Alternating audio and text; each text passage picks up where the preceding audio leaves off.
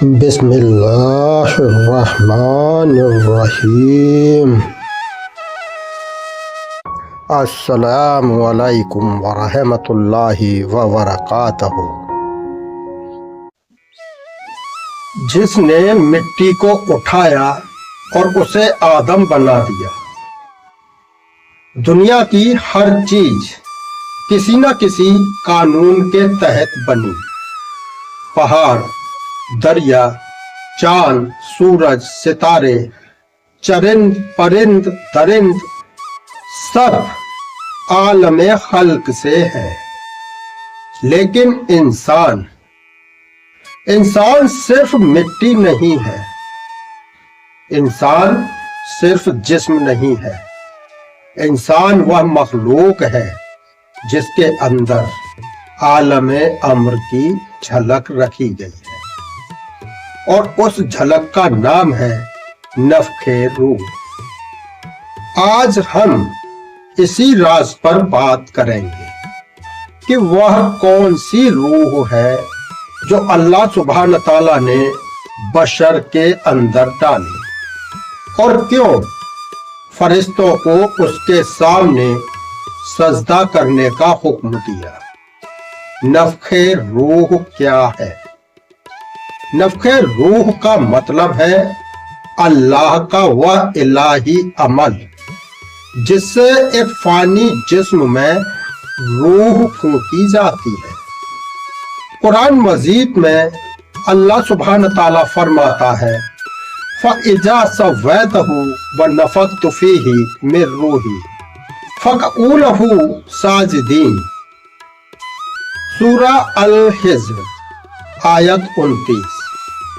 ترجمہ ہے، جب میں اسے ٹھیک ٹھاک بنا لوں اور اس میں اپنی طرف کی خاص روح پھونک دوں تو تم سب اس کے سامنے سجدے میں گر جانا۔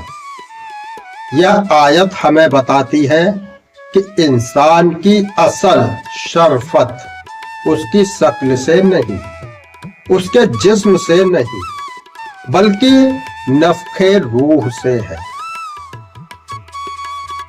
روح اللہ کی ہے، اس کا مطلب کیا ہے؟ یہاں ایک نازک بات سمجھنے کی یہ ہے کہ جب اللہ فرماتا ہے مِن روحی، میری روح، اس کا مطلب ہے روح اللہ سبحانہ تعالیٰ کی امانت ہے جو صرف انسان کو ہی ملی ہے اور کسی مخلوق کو نہیں ملی۔ اس کا مطلب ہے عزت اور تشریف، جیسے کعبہ کو بیت اللہ کہا گیا، حالانکہ اللہ سبحانہ تعالیٰ کسی گھر میں نہیں رہتا۔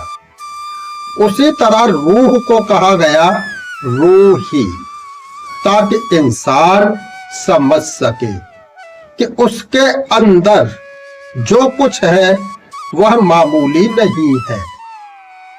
روح کا تعلق عالم امر سے ہے۔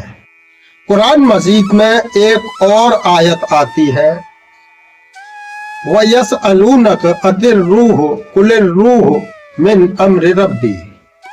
سورہ بنی اسرائیل آیت 55۔ ترجمہ ہے، لوگ تم سے روح کے بارے میں سوال کرتے ہیں، کہہ دو روح میرے رب کے حکم سے ہے۔ یعنی روح عالم خلق سے نہیں ہے بلکہ عالم امر سے ہے، اور عالم امر وقت، جگہ، جسم، ان سب سے آزاد ہوتا ہے۔ ایک مہان اسلامی فلسفر ہوئے ملا صدرہ، وہ کہتے ہیں جسم مادی ہے، روح غیر مادی ہے۔ روح جسم میں آتی ہے مگر جسم کی قید میں نہیں رہتی۔ یہی وجہ ہے کہ جسم بوڑھا ہوتا ہے مگر خواب جوان رہتے ہیں، جسم کمزور ہوتا ہے مگر خیال اڑتا رہتا ہے۔ یہ سب روح کی نشانی ہے۔ نفخ کا مطلب کیا ہے؟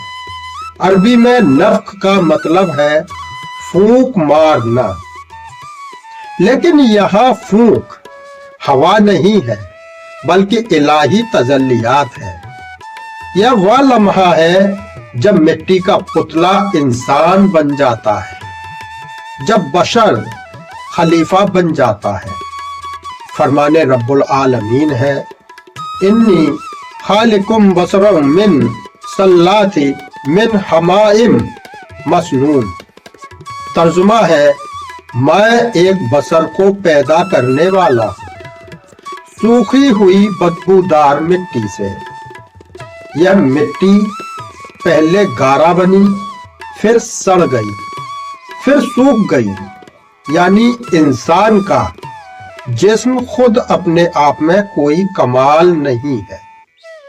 پھر آیا نفخ روح۔ اللہ سبحانہ تعالیٰ نے فرمایا فَإِذَا سَوَّيْتُهُ وَنَفَخْتُ فِيهِ مِن رُوحِي۔ جب میں اسے پورا کر لوں اور اس میں اپنی روح پھونک دوں، یہ وہی لمحہ ہے جہاں مٹی امانت دار بن جاتی ہے۔ فرشتوں کا سجدہ کن فَقَعُوا لَهُ سَاجِدِينَ۔ فرشتوں کا سجدہ جسم کو نہیں تھا، روح کو تھا، جو علم رکھتی ہے، جو پہچان رکھتی ہے، جو خدا کو جان سکتی ہے۔ نفخ روح صرف زندگی نہیں دیتی بلکہ نبوت کی صلاحیت بھی دیتی ہے۔ اگر روح نہ ہوتی تو وحی نہ اترتی، اگر روح نہ ہوتی تو انسان سجدے میں روتا نہیں۔ عالم ارواح یا عالم ذر قرآن میں موجود ہے الستو بربکم قالوا بلی، کیا میں تمہارا رب نہیں ہوں؟ سب نے کہا کیوں نہیں، یعنی روح ہے جسم سے پہلے رب کو پہچان چکی ہے۔ یعنی اللہ سبحانہ تعالیٰ نے آدم علیہ السلام سے لے کر قیامت تک آنے والی آخری روح کو پہلے ہی جمع کر لیا ہے۔ ان روحوں نے رب العالمین کو پہچانا ہے، سنا ہے اور اس سے بات بھی کی ہے۔ موت اور یحییٰ ثانی۔ موت روح کا خاتمہ نہیں ہے بلکہ جسم سے جدائی ہے۔ قیامت کے دن پھر وہی روح نئے جسم میں لوٹائی جائے گی، یہی یحییٰ ثانی ہے۔ اس کا پورا خلاصہ یہ ہے کہ نفخ روح انسان کی اصل پہچان ہے۔ جس نے صرف جسم پالا وہ مٹی میں رہ گیا، اور جس نے روح کو زندہ کیا وہ ولی بن گیا، وہ عاشق بن گیا۔